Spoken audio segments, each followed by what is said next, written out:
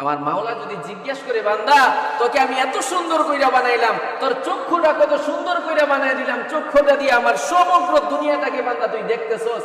ও বান্দা তোর দুইটা হাত দিলাম, এই হাত দ্বারা তোর ইচ্ছাকৃত যত জিনিস আছে সব স্পর্শ করতে পারতেছস। ও বান্দা তোকে আমি দুইটা পা দিলাম, যেখানে ইচ্ছা হাইটা হাইটা যাইতেছস। ও বান্দা তোর একটা জবান দিলাম, একটা মুখ দিলাম, যেই মুখ দিয়া বান্দা যা ইচ্ছা তোর সামর্থ্য অনুযায়ী তুই খাইতে পারতেছস।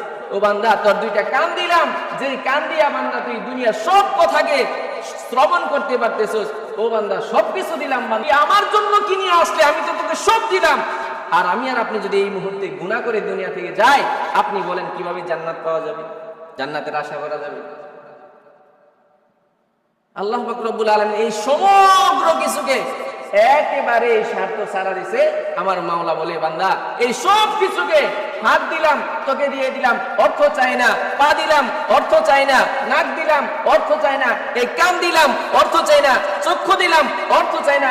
মুখ দিলাম, অর্থ চাই না। কোনো বিনিময় চাই না। বান্দা আমি চাই তুই যেন আমার কুদরতি ভাবে সেজদা করিয়া বলস সুবহানা রাব্বিয়াল আ'লা, সুবহানা রাব্বিয়াল আযীম। ও বান্দা তুই যখন আমার বরত্ব প্রকাশ করবে, আমি আল্লাহ পাক রব্বুল আলামিন তোর প্রতি খুশি হয়ে যাব। সুবহান।